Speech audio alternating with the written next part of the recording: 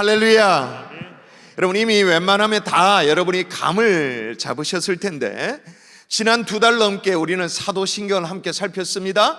이제 사도신경 이어서 지난주 금요일 이 자리 이 시간이었죠. 이 금요일부터 해서 히브리서 11장을 살피고 있어요. 왜 그렇게 할까요?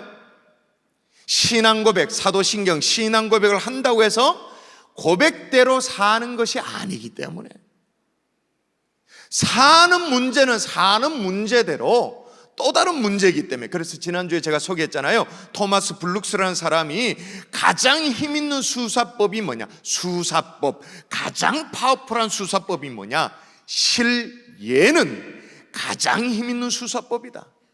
무슨 얘기냐? 사도신경의 그 선언적인 신앙 고백뿐만 아니라 실제 삶을 신앙 고백대로 살아낸 사람들의 얘기, 그 사람 얘기, 그게 가장 파워풀하다. 그걸 우리가 함께 살피면서 우리도 신앙 고백에만 머무는 게 아니라 전능하사 천지를 만드신 하나님 이렇게 쭉 끝나는 게 아니라 삶의 실제가 되어지기를 바라는 그런 마음으로 믿음장을 살피고 있습니다. 마치 이 명예의 전당 안에 들어서듯이 믿음의 전당 안에 기록된 수많은 믿음의 증인들을 쭉 살피는 거예요. 그래서 지난 주일에는 어떻게 살폈습니까? 첫 증인의 삶이라고 말할 수 있는 그 아벨의 삶, 예배의 삶에 대해서 한번 살펴봤고, 또 에녹의 삶, 그러니까 동행의 삶을 살펴봤습니다. 오늘은 아벨 또 에녹에 이어서 노아 할아버지를 좀 살펴보려고 해요.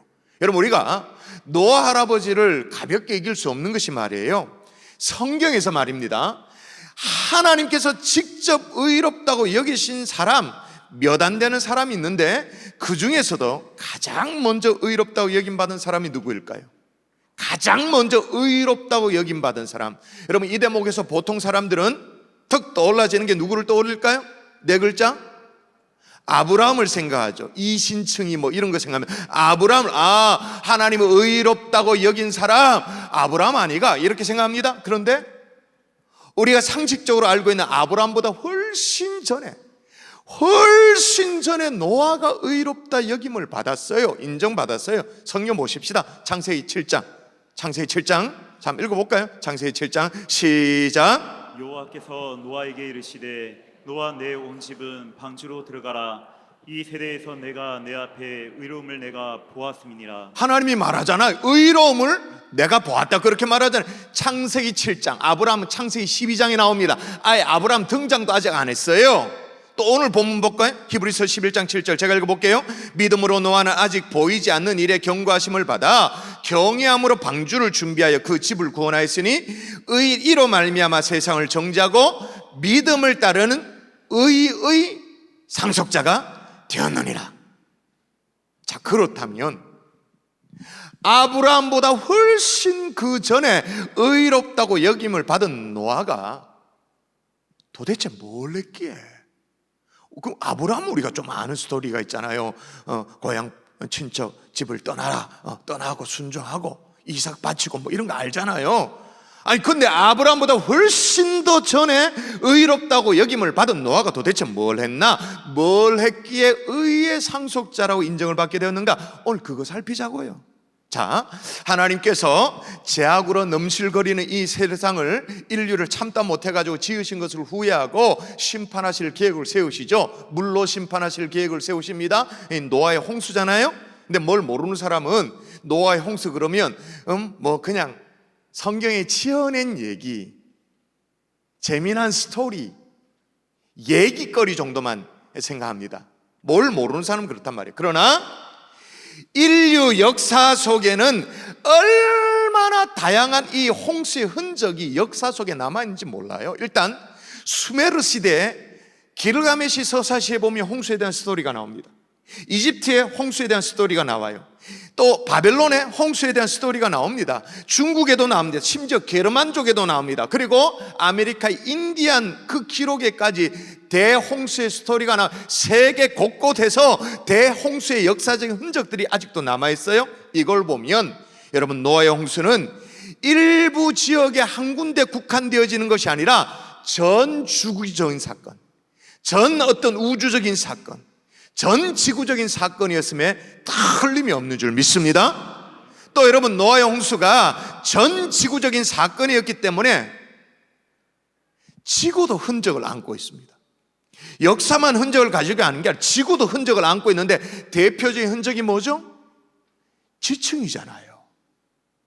그 지층이, 이 땅의 레이어가, 이 지층이 대홍수가 있었음을 입증하잖아요. 더 나아가서 대홍수가 있었다는 걸 가장 명확하게 말해주는 게 뭐예요? 화석. 여러분, 일반적으로 지층이 만들어지는 과정이라고 추측되어지는 설이 있습니다. 동일과정설이요. 다 들어보셨을 거예요. 지리 시간에 배워본 거예요. 동일과정설. 다시 말해서 이제 물이 흐르고 이래가지고 퇴적물이 쌓입니다. 홍수 지나면 퇴적물이 쌓이고 또 쌓이고 쌓여가지고 그게 지층이 만들어진다. 지층 형성에 대해서는 동일과정설이 어느 정도 설명을 할 수 있을지는 몰라요. 그런데 화석 형성에 대해서는 이게 설명이 아주 궁색해. 여러분 아시죠? 화석이라는 건 썩는 게 아닙니다. 부패가 아니에요. 단시간에 만들어진. 그런데 화석이 만들어지려면 두 가지 조건이 반드시 성립돼야 돼. 고온, 고압, 그리고 단시간에. 어떻게 해요? 확 눌러버려야 돼. 확 눌러가지고 압력이 생김으로 말미암아 썩으면 안 돼. 부패가 일어나면 안 돼. 확 눌러버려가지고 고압이 됨으로 말미암아 온도도 올라가야 돼. 그래서 생겨지는 게 화석이죠. 그것도 단시간에. 그러려면 대홍수 말고는, 이 지구상의 대격변 말고는 설명되어지지가 않아요. 그리고 더 나아가서 한꺼번에 막 나오는 화석들이 있습니다. 막 생물, 동물들 뒤 엉켜가지고 뼈다귀 막 엉켜 있는 거, 그거 막 쏟아지는 이 집단적인 화석이 있습니다. 이거는 대홍수, 그러니까 노아의 홍수가 실제했다는 것을 분명히 보여주는 사건이에요. 그러니까 지구과학적으로도 지질학적으로도 이 입증된 노아의 홍수를 이 자리에 계신 저와 여러분 가운데 의심하는 사람이 한 명도 없기를 주의 이름으로 축원합니다. 하여튼 홍수가 있었습니다. 홍수 심판을 앞두고 하나님은 노아에게 방주를 지으라고 명령하시죠. 방주에 대한 썰도 굉장히 많이 있어요. 배 구조를 좀 연구하는 그런 분이, 어떤 분이 호기심에 성경이 나온 대로 방주를 직접 한번 만들어 보았대요. 그러니까 미니어처라고 말하나요? 축소해가지고 몇 대 몇 비율로 가지고 성경에 나오는 그대로 그렇게 만들어 봤답니다. 이분이 그 미니어처, 방주 미니어처를 만들고 난 이후에 그 다음 뭘 했을까요? 오, 잘 만들었네, 셀카 찍고 막 근사하다 막 이렇게 끝낸 게 아니고 뭐 해봤을까요? 방주를 만들었으니까 실험을 해봤겠지. 고대 기후로 예측되어지는, 누구나 다 인정하는 고대 기후 상황, 그 환경을 딱 만들어 놓고 어떻게 해요? 물 위에 띄웠죠. 여러분 아시죠? 방주와 배는 다른 얘기입니다. 배는 내가 원하는 목적지로 가는 게 목표입니다. 방주는 떠 있는 게 목표입니다. 달라요. 방주와 배는 다른 얘기예요. 그런데 실험을 했는데 말이에요. 실험을 하고 나서 이 사람이 막 감탄을 하면서 하는 얘기가 뭐예요? 와, 목사님 진짜던데요. 물 위에 뛰어보니까 어떤 파도에도 견뎌낼 수 있는 완벽한 구조던데요. 그러면서 그 다음 하는 얘기 아주 의미심장. 이거는 누가 주먹구구식으로 이렇게 한 게 아니라 완벽한 설계에 근거한 겁니다. 완벽한 설계. 할렐루야. 자, 그런가 하면 노아가 얼마나 큰 방주를 만들었길래 그 무수한 동물들을 다 실을 수 있었는가, 이런 호기심도 있잖아요. 또 이걸 또 호기심이 많은 사람들이 또 계산을 해봤어. 그 규모는 이미 성경에 나왔으니까, 자, 방주의 규모 볼까요? 한번 읽어보십시다. 규모는 성경에 나온 대로 지으면 되니까 같이 시작. 내가 만들 방주는 이러하니 그 길이는 300규빗, 너비는 50규빗, 높이는 30규빗이라. 거기에 창을 내되 위에서부터 한 규빗에 내고 그 문은 옆으로 내고 상중하 3층으로 할지니라. 그러니까 대략 길이가 어떻게 되냐? 300규빗이니까 137m, 140m 어간. 그리고 폭이 한 23m, 25m, 높이가 한 14, 15m 그 정도. 그러니까 이렇게 뭐랄까 축구장보다 조금 더 넓은 큰 면적이죠.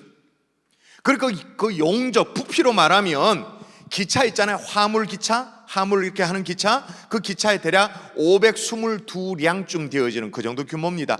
또 이걸 또 계산을 해봤어요. 실제로 그 모형을 만들어 가지고는 이게 이제 3층 구조잖아요, 그죠? 어떻게 돼 있냐면 상, 중, 하로 돼 있으니까 3층 구조 속에 몇 개의 방을 만들 수 있는가, 이걸 계산을 해봤는데 호랑이쯤 되어지는 그런 동물 있잖아요.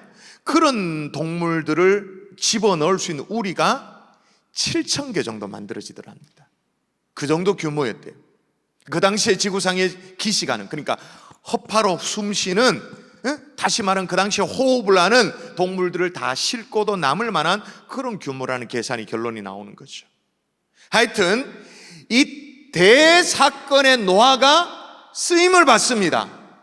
그래서 노아 스토리가 창세기에 어마무시합니다. 창세기 6장, 7장, 8장, 9장, 10장까지 무려 5장에 걸쳐서 노아 스토리가 쭉 나와요. 이게 어마어마한 분량이라고 제가 말하는 이유는 뭐냐면 성경이 한 사건을 이렇게 길게 기록하지 않아요. 쉽게 말해서 우리가 예수님이 십자가에 죽으심을 막 묵상하고 애달바하고 너무 감사하고 눈물을 뚝뚝 흘립니다만은 복음서에 나오는, 사복음서 있잖아요, 복음서에 나오는 예수님의 십자가의 고난을 다 합쳐도 5장이 잘 안 돼. 그 정도 분량이에요. 그리고 더 중요한 것은 노아는 인류의 조상이 되어집니다.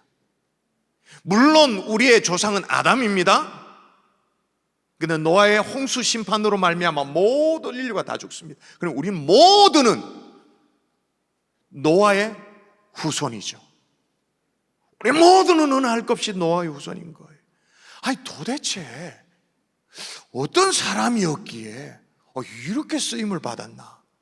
심지어는 어떤 믿음이었기에 하나님이 그의 의로움을 봤다라고 그렇게 말씀하시는가? 그리고 의의 상속자로 인정을 받게 되었는가? 이걸 함께 살피자고요. 어떤 믿음이었는가? 따라 하십시다. 보이지 않는 일에, 보이지 않는 일에, 한 번 더, 보이지 않는 일에 보이지 않는 일에 순종하는 믿음. 순종하는 믿음. 어떤 믿음? 순종하는 믿음, 순종. 자, 1절 볼까요? 7절 볼까요? 믿음으로 노아는 아직 보이지 않는 일에 경고하심을 받아 경외함으로 방주를 준비하여 그 집을 구원하였으니, 아직 보이지 않는 일에 경고하심을 받아 방주를 준비했대요. 다시 말하면 순종했대요.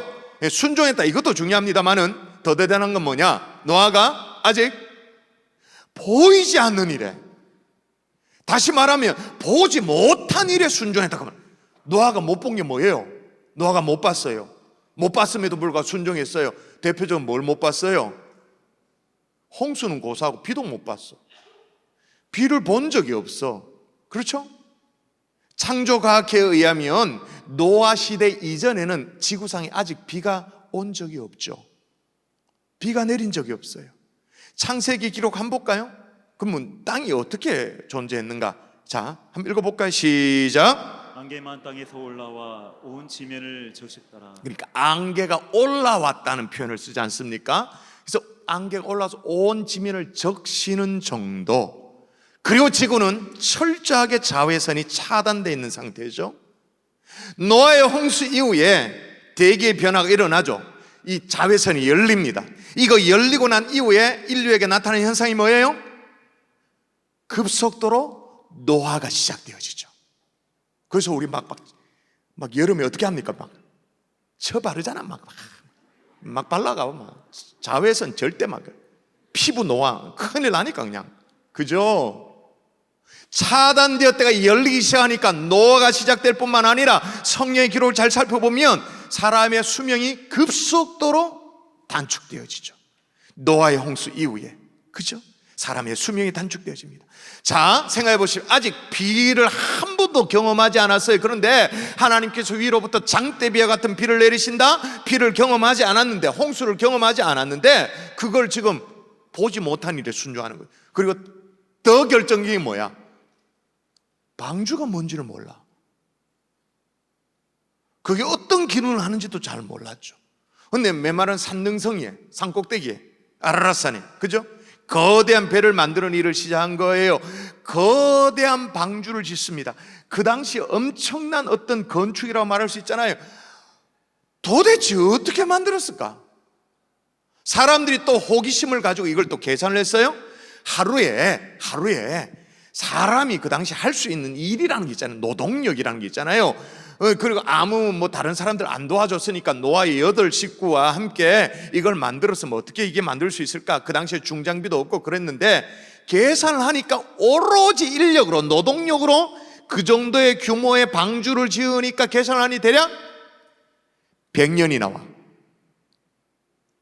오늘날 계산해도 그게 100년이 나온단 말입니다. 손으로만 하는데 노아의 8 식구가 도왔다.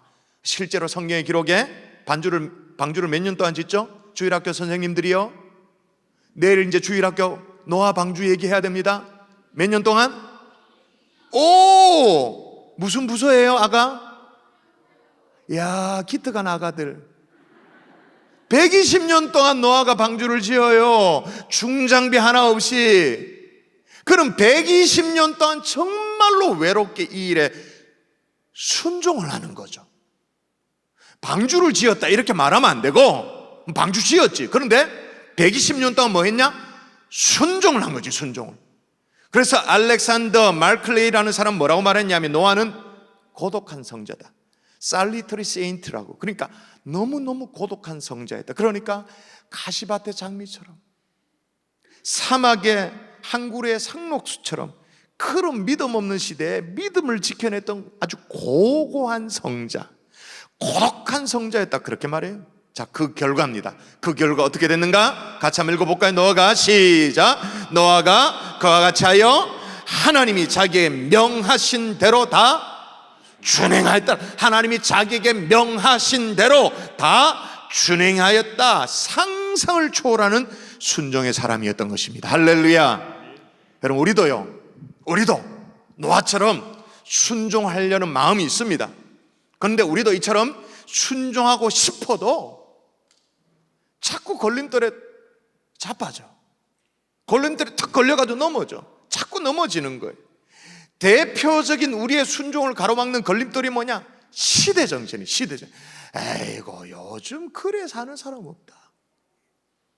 요즘 그래 믿음 생활하는 사람 없다. 아, 별나게 뭐. 시대정신. 근데 여러분, 창세기 6장에 보면 노아 시대, 그 시대 정신은요 참으로 악했어요? 하나님이 인간을 만드신 걸 후회할 정도로 그렇게 악했어요? 그래서 물로 심판하실 계획을 세우시죠. 심지어 예수님도 뭐라고 말했냐면, 신약 예수님도 노아 시대 그 죄악을 끌어당겨가지고 그 옛날 얘기를 하면서 이렇게 말합니다. 제가 한번 읽어볼게요. 노아의 때와 같이. 그 말은 뭐예요? 노아의 때와 같이 그 시대 정신이 인자의 임함도 그러하리라. 홍수 전에 노아가 방주에 들어가는 날까지 사람들이 먹고 마시고 장가들고 시집가고 있으면서 홍수가 나서 그들을 다 멸하기까지 깨닫지 못하였으니 인자의 임함도 이와 같으리라. 자, 홍수가 났습니다. 홍수가 났는데도 그래도 깨닫지 못하고 다 멸하기까지 깨닫지 못했다, 그렇게 말해요. 근데 문제는 노아 당대 그 시대 정신이 사악하다, 죄악이 가득하다, 그걸 고발하고 있는데 구체적으로 그 시대의 죄악성을 뭐라고 말하냐면, 그 죄악상이 뭐냐? 사람들이 먹고 마셔, 장가들고 시집가고 있으면서 노아가 홍수를 맞이했다. 노아 시대에 홍수를 맞이했다, 그 말인 거죠. 이거 우리 얘기잖아요. 먹고 마시고 장가가고 시집가고, 그죠? 이게 지금 고발되고 있는 시대상이야. 이거 우리 이래 사는데 무슨 얘기죠? 현실을 살아가는 문제, 그냥 살아가는 삶의 문제인 거죠. 이처럼 뭐 대단한 걸림돌이 있어가 우리가 넘어진다, 그런 게 아니고 그냥 살아가는 삶의 문제에서 우리가 자꾸 자빠진다, 그 말인 거예요. 먹고 마시는 문제, 시집장가하는 문제, 그냥 현실을 살아가는 이 문제가 때때로 우리의 순종을 가로막는 그런 걸림돌이 되어지고 장애물이 되어진다는 거예요. 또 하나, 뭐 어떤 시대정신이 있냐면 여론이라는 시대정신도 있습니다.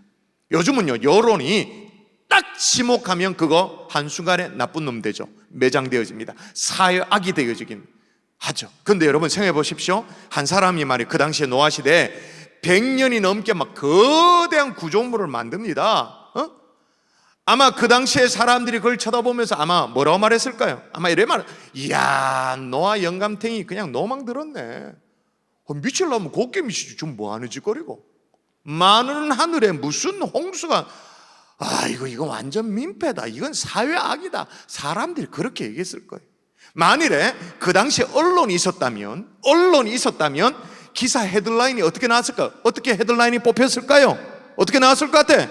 노아 컴마하고 방주 건설, 뭐 예를 들면 강행, 뭐 이런 게, 그지? 사회 불안감 조성, 행정당국 뭐 하나 보고만 있을 것인가, 강제 철거 집행, 뭐 이런 거. 이런 게 그 당시엔 언론이 있었다면 그런 게 헤드라인으로 딱 됐을 거예요. 제가 무슨 얘기를 하죠? 하나님 우리에게 용기를 주신다면 시대 정신을 역행하더라도, 매스컴과 언론이 얘기하는 걸 역행하더라도 하나님의 말씀에 순종할 수 있기를 주의 이름으로 축원합니다.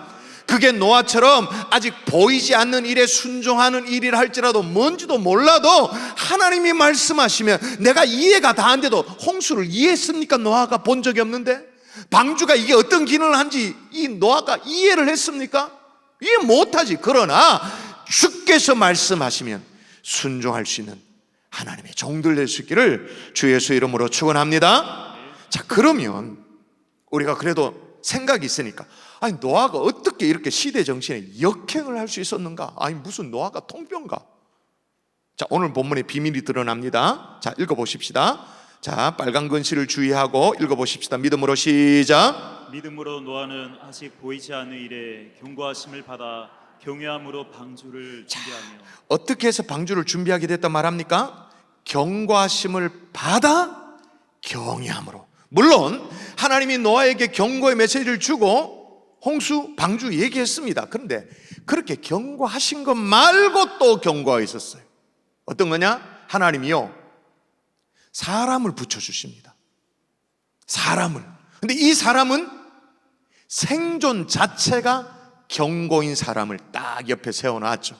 오늘 본문에 노아를 살피고 있습니다만은 히브리서 11장의 믿음의 선진들을 쭉 얘기하면서 노아 바로 앞에 누구를 소개하냐면 에녹을 소개해요. 하나님과 동행했던 에녹. 근데 그 에녹이 했던 일이 어디에 기록되어 있냐면 창세기도 나옵니다만은 유다서의 기록이 나옵니다. 유다서에 보면 에녹에 대한 증언을 이렇게 합니다.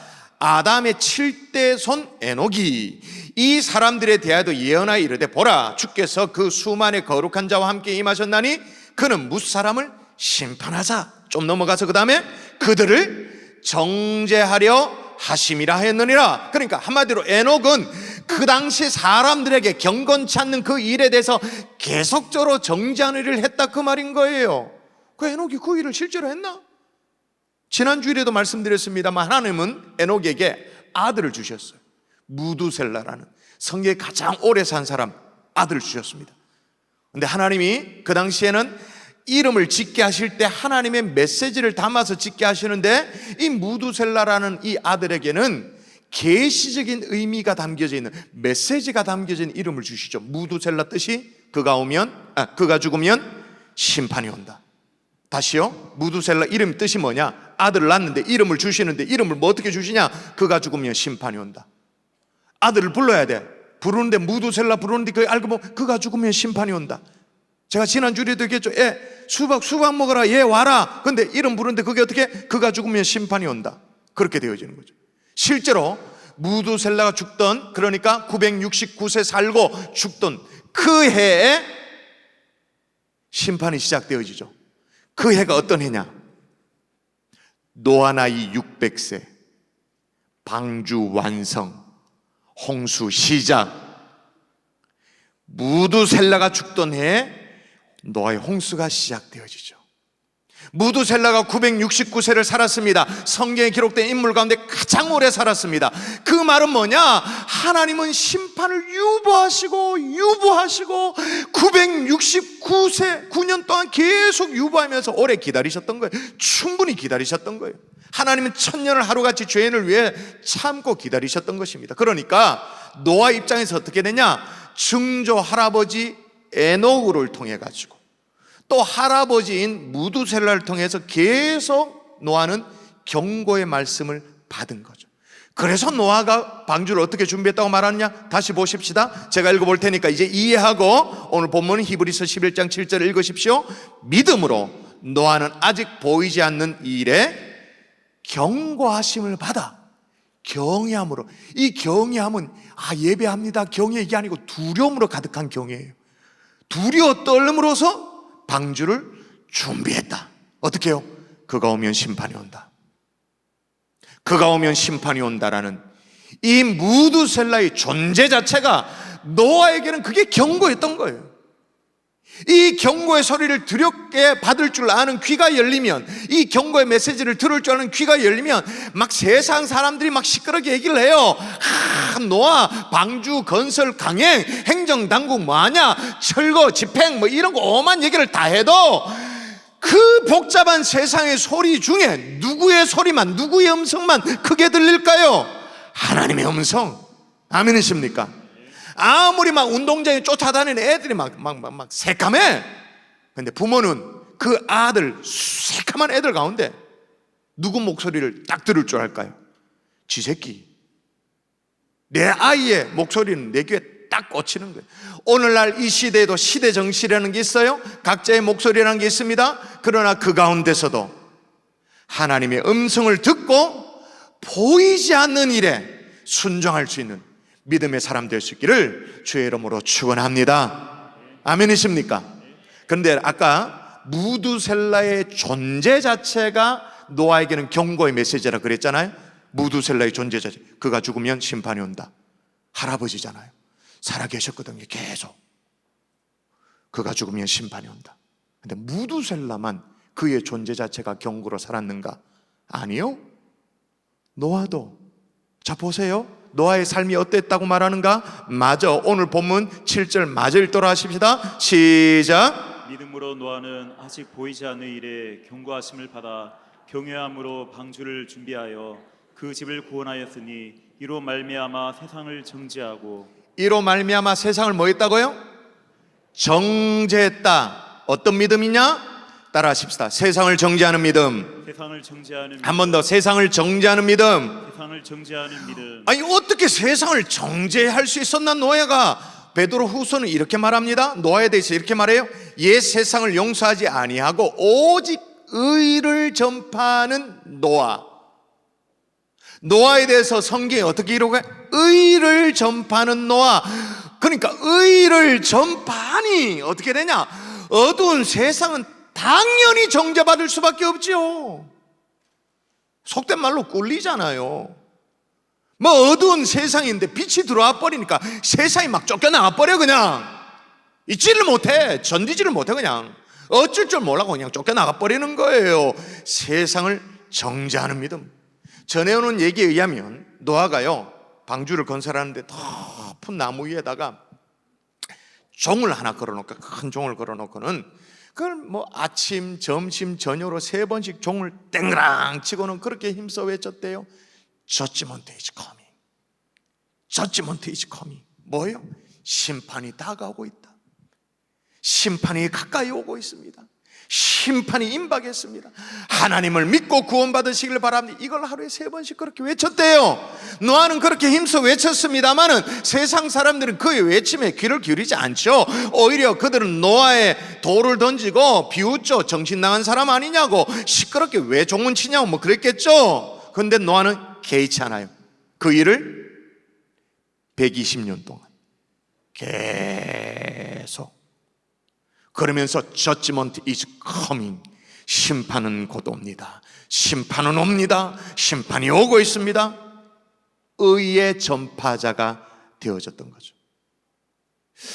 현대판 노아 비슷한 그런 사람도 있어요. 미국 사람인데요. 어떤 사람이, 이 사람이 산책을 할 때, 요즘은 코로나 때문에 산책이 어렵습니다만은 코로나 전에는 이렇게 서구권의 사람들이 조깅을 하고 산책을 많이 하지 않습니까? 산책을 할 때마다 강곡판을 붙이는 거예요. 어떻게? 표현을 어떻게 해야 되나? 큰 판때기를 앞에 붙이고 뒤에다도 붙이고 샌드위치처럼 그래서 그걸 샌드위치맨이라고 부르는데 큰 판때기를 앞에 붙이고 뒤에도 붙이는 거예요. 근데 이제 이 판때기에 앞에다가 가슴팍에 뭐라고 적어놨냐 하면 이렇게 적어놨어요. I am a fool for Christ. 나는 그리스도를 위한 바보입니다. 사람들이 저 바보 아이가 그랬겠죠? 비웃었어요. I am a fool for Christ. 나는 그리스도를 위한 바보입니다. 그 우스꽝스러운 모습이니까 비웃었죠? 근데 이제 그냥 그러면서 산책을 하니까 앞에 판넬 뒤에 판넬 해가지고 그걸 산책을 하니까 뭐 가는 사람 왜 그렇게 하냐고 세울 것도 없이 그냥 쓱 지나가는 거 비웃으면서 그 사람 지나갔으니까 뒷모습을 봤겠죠. 역시 뒤에도 판때기를 달고 있는데 광고판에 적혀 있는 내용이 뭐냐면 Whose fool are you? 당신은 누구를 위한 바보입니까? 앞에는 나는 그리스도를 위한 바보입니다. 지나갔어요. 아이, 저런 뭐 이상한 사람 있냐? 그러면서 실컷 봤는데 뒤에는 뭐라고 적혔냐? 당신은 누구를 위한 바보입니까? 와, 자신감 충만하죠. 이런 자신감이 어디 나왔을까? 여러분, 유명한 물리학자였던 아인슈타인 박사가 상대성 이론을 발표할 그때 있었던 일입니다. 그 어간에 있었던 일인데 막 여기저기서 강의 요청이 막 쇄도하잖아요. 그때만 해도 무슨 녹음기가 있습니까? 비디오도 없고 하니까, 그러니까 아인슈타인 박사가 그 현장에 가서 그 대학에 가서 수재들 모아놓고 이렇게 교수들 모아놓고 강의를 직접 하는 그런 방법밖에 없는 방법이었어요. 그런 시대에 아인슈타인 박사에게 조수가 한 명 있었는데요. 이 명석한 아주 스마트한 그런 조수였어요. 근데 이제 비서 역할도 하고 또 운전사 역할도 해주는 그런 조수가 하나 있었는데, 하루는 이 아인슈타인 박사가 역시 어느 대학에 강연을 초청받아가지고 아침에 출발하는데 조수가 이제 운전하면서 이제 농담으로 얘기하는 거예요. 농담 반 진담 반. 박사님, 오늘 제가 한번 강의를 해볼까요? 그러는 거예요. 왜냐하면 똑같은 강의를 수십 번 반복해서 들었으니까, 저도 들은 풍월이 있었으니까 어느 정도는 할 수 있다고 그렇게 얘기했는데, 그 농담 반 진담 반으로 그렇게 제안을 했는데, 이 아인슈타인 박사는요 굉장히 유머감이 있는 사람입니다. 위트감이 넘치는 사람이에요. 그래가지고 그 제안을 재밌겠다 해가지고 수락을 한 거예요. 그날 아인슈타인 박사는 조수의 모자를 푹 눌러 쓰고는 운전대를 잡고는 뒷자리에, 조수가 앉는 그 자리에 그 아인슈타인 박사가 앉는 그 자리에 조수가 앉아가지고 박사 행세를 하고 이제 대학에 딱 도착을 했습니다. 드디어 강연을 시작하게 되어지는데, 이 강의실에 아인슈타인 박사는 걱정되어지니까 저 구석탱이 이제 앉아가지고 어떻게 강의하나 한쪽 구석에 듣고 있어요. 그를 대신해서 조수가 강단에 올랐는데 강의를 시작합니다. 근데 아인슈타인 박사가 뒤에 앉아서 가만히 들어보니까 이 조수가요 기가 막히게 강의를 잘해. 처음부터 끝까지만 막히는 부분이 하나도 없는 거예요. 그러니까 좀 똑똑했던 조수였던 거죠. 이제 강의가 성공적으로 특강이 잘 마쳤습니다. 막 우레 같은 박수가 팍 났습니다. 근데 문제가 생겼습니다. 교수들이 함께 모인 자리였는데 어떤 교수가 손을 들고 질문하는 거예요. 이게 쉽지 않는 질문이었던 거예요.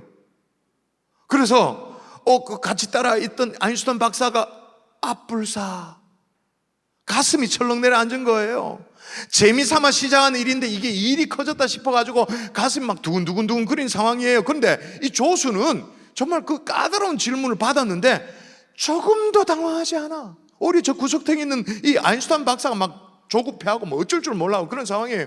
그러면서 조수가 뭐라고 했냐면 그 교수를 향해서, 질문한 교수를 향해서, 아이고, 그것도 질문이라고 하십니까? 그 정도의 질문은 제 운전기사도 대답을 할 수 있습니다. 나오라고, 조수 나오라고, 대답 듣고 가세요 라고 자기는 빠이빠이 하고 내려가 버리는 거예요. 여러분, 이 조수의 이 용기, 이 뻔뻔함, 어쩌면 이 마음의 여유, 자 물어보십시다. 어디에서 나온 거예요? 믿는 구석이 있었기 때문에. 뒤에서 박사가, 아인슈타인 박사가 끝까지 듣고 있고 받쳐주고 있다, 그 사실을 알았기 때문에 큰 소리 칠 수 있었다. 아이고, 그 정도는 우리 조수도 충분히 대답할 수 있네요. 나와서 답변하시라. 저는 빠이빠이 박수 받고 나가는 거예요. 노아도 마찬가지예요. 장장 120년 동안 방주를 지었습니다. 앞서 전해오는 그런 얘기처럼 노아는 그 기간 동안 저지먼트 이즈 커밍, 심판이 다가오고 있습니다. 임박했습니다. 그렇게 외쳤다고 하는데 뭐 그렇게 하지 않았다 할지라도, 아니 방주만 짓고 있는 것만으로도 세상은 꼴불견이잖아요. 세상 사람들 눈에는 이게 눈에 가시잖아요. 방지를 짓고 있는 것만으로도 세상에는 이게 메시지가 되잖아요. 그러나 이 일을 계속 할 수 있었던 것, 노아에게는 내 뒤에 누가 있다라는 믿음입니까? 이를 명하신 하나님이 계신다, 믿는 구석이 있었던 거예요. 여러분, 우리도 계란으로 바위치기 듯한 그런 싸움을 지금 하고 있지 않습니까? 차별금지법 저지라고. 이건 어떤 의미에서 세상을 정죄하는 우리의 믿음을 드러내는 행위일 수 있습니다. 기분 나빠합니다. 왜 차별금지법 반대하냐 그러면 이건 동성애 옹호법이기 때문에 우리는 동성애를 받아들일 수 없다, 그리고 동성애를 비판하는 것에 대해서 처벌하는 것 우리는 용납할 수 없다, 이런 얘기를 하면요, 세상은 자기의 발가벗겨지는 것 때문에 오히려 막 혐오감을 느끼는, 자기 스스로 혐오감을 느끼는 거예요. 어떤 의미에서 세상 사람들 보기에 미련해 보일 수 있습니다. 시도착오적인 그런 생각이다, 그렇게 생각할 수 있습니다. 그래서 우리는 그들에게 굉장히 성가신 존재들입니다. 자신의 어떤 양심이 지금 계속 우리의 존재만으로도 정죄받는 그런 느낌이 들기 때문에 기분 나쁩니다. 다 같이 그냥 동성애도 좋다 해주면 좋겠네, 그건 아니라고 딱 브레이크를 거니까 양심에 정죄받는 그런 느낌이 있어 너무 기분 나쁜 거예요. 그럼에도 불구하고 세상을 정죄하는 이 메시지를 계속 외칠 수 있는 그 이유, 우리 뒤에 누가 있기 때문에, 하나님이 계시기 때문인 줄 믿습니다. 여러분 생각해 보십시다. 존재 자체로도 세상을 정죄한다. 멋지지 않습니까? 우리의 존재 자체만으로도, 우리가 할 일을 하는 것만으로도 세상을 정죄하는, 노아 하나님의 명을 받아서 120년 동안 방주 건설했습니다. 할 일을 했습니다. 자기 할 일을 하는 것만으로도 세상이 정죄를 받아. 그런 저와 여러분의 삶이 될 수 있기를 주의 이름으로 축원합니다. 저는 이거 생각하니까요, 요즘 너무 힘들다가 다시 막 힘이 생겨요. 맞아, 김종원 목사의 존재만으로도, 믿음으로 살려가는 경산조항의 성도의 존재만으로도 이 죄악된 세상이 정죄를 받는다? 감당해야 되지, 이거 지켜내야 되지. 아멘이십니까? 근데 그렇다고 해서 노아가 말이에요, 세상의 어떤 멸망을 고대하면서 그런 일을 했을까? 노아가 세상을 정죄한다고 해가지고는 세상을 진짜 저주하는 마음으로 너희들 이제 앞으로 싹 다 죽는다, 좋은 말 할 때 알아서 회개해라, 다 죽을 끼리, 괜찮나? 그럼 까짓거 죽어보라, 그러면서 정죄하면서 지금 세상을 정죄했냐? 아니죠. 우리도 마찬가지입니다. 죄악 가운데 있는 세상을 향해서 우리가 막 저주를 퍼붓고 싶은 마음으로 이 일을 하나요? 아니죠. 자, 보세요. 이제 드디어 노아가 120년 동안 방주를 다 완성됐습니다. 이제 노아가 이제 동물들도 싣고 가족들도 다 태웠습니다. 방주에 올라탔습니다. 탈 사람 다 탔습니다. 시간이 되었습니다. 그럼 어떻게 해야 됩니까? 다 탔어요. 시간이 다 됐어요. 그럼 뭐 해야 돼요? 방주가 방주로서 기능을 하려면 뭐 해야 돼요? 문 닫아야 되지. 근데 노아가 문을 못 닫아. 차마 그 문을 못 닫는 거예요. 왜? 누구든지 한 사람이라도 방주 안에 들어오기를 바라는 마음으로, 구원받기를 간절히 사모하는 마음이 있었기 때문에 문을 못 닫아. 방주문을 누가 닫는지 보십시다. 성경을 볼까요? 창세기 7장. 자, 같이 읽습니다. 시작. 여호와께서 그를 들여보내고 문을 닫으시니라. 하나님께서 친히 그 문을 닫으십니다. 우리도 마찬가지 아닙니까? 전파하기는 하되 때로는 세상을 정죄하기는 하되 이런 안타까운 마음으로, 불쌍히 여기는 마음으로 복음의 빛을 드러내기는 드러내야 돼. 정말 불쌍히 여기는 마음으로. 아멘이십니까? 그런 노아에게 하나님께서 어떤 보상을 해주시는가? 제가 한번 읽어볼게요. 믿음으로 노아는 아직 보이지 않는 일에 경고하심을 받아 경외함으로 방주를 준비하여 그 집을 구원해. 그 집이 이제 뭐가 됐어요? 인류가 된 거예요. 그 집을 구원하였는데 그 집이 누구냐? 인류가 된 거예요. 이로 말미암아 세상을 정죄하고 믿음을 따르는 의의 상속자가 되었느니라. 말씀의 결론을 맺겠습니다. 다시 보면 창세기 7장으로 다시 가보면 이렇게 나옵니다. 여호와께서 노아에게 이르시되 너와 내 온 집은 방주에 들어가라. 이 시대에 내가 내 앞에서 의로움을 내가 보았다. 노아의 의로움을 보았다고 하나님이 칭찬하세요. 그런데 의로움을 내가 보았다고 말하는데 그 앞절에 딱 보니까 창세기 6장에 보니까 또 이렇게 나옵니다. 노아가 그와 같이 하여 하나님이 자기의 명하신 대로 다 준행하였. 뭔가를 한 게, 뻑적지근하게 한 게 있습니다. 그래서 의로움을 보았다 그러시는가 보다, 그렇게 생각되어집니다. 그리고 그 앞에 보니까 이건 완전 퍼펙트해요. 보세요. 이것이 같이 읽어볼까요? 이것이 시작. 이것이 노아의 조건이라. 노아는 의인이요 당대의 완전한 자라. 그는 하나님과 동행하였으며. 아멘. 그렇구나. 노아는 의인이요 당대의 완전한 자요 하나님과 동행했으니까 하나님이 그를 의롭게 여기신 거지 라는 생각이 잠깐 들었습니다. 그런데 목사는 성경의 말씀을 통전적으로 이해하는 사람 아닙니까? 창세기부터 계시록까지 다 한 부분만 이해하는 사람이 아니잖아요. 전체를 이해해야 되니까 노아가 의인이요 당대의 완전한 자요 하나님과 동행했기 때문에 하나님이 의롭다고 여겨주셨냐? 그러면 성경 전체 맥락과 충돌하는데, 성경은 처음부터 마지막까지 우리의 행위를 달아보시면서 의롭다고 하시지 않았는데 모든 사람이 범죄했다고 말하는데 어떻게 된 건가? 성경을 또 살펴보니까 완전한 자요 의인이요 하나님과 동행했다는 기록이 있기 그 전에 어떤 기록이 있냐? 노아에 대한 소개가 저렇게 나옵니다. 같이 한번 읽어볼까요? 그러나 시작. 그러나 노아는 여호와께 은혜를 입었더라. 뭐를 입었다고요? 은혜를 입었더라.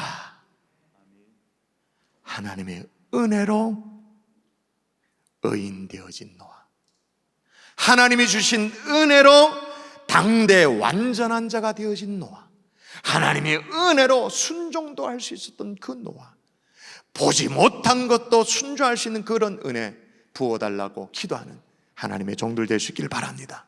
또한 세상을 정죄할 수 있는 그런 은혜 내게도 부어 주시옵소서 기도하는, 나도 은혜를 입을 수 있도록 도와달라고 은혜를 구하는 하나님의 종들 될 수 있기를 주 예수 이름으로 축원합니다. 우리 함께 찬송하고 기도하십시다. 찬송하십시다. 우리 이곳에 임하신 하나님 나라 함께 찬양하십시다. 이곳에 임하신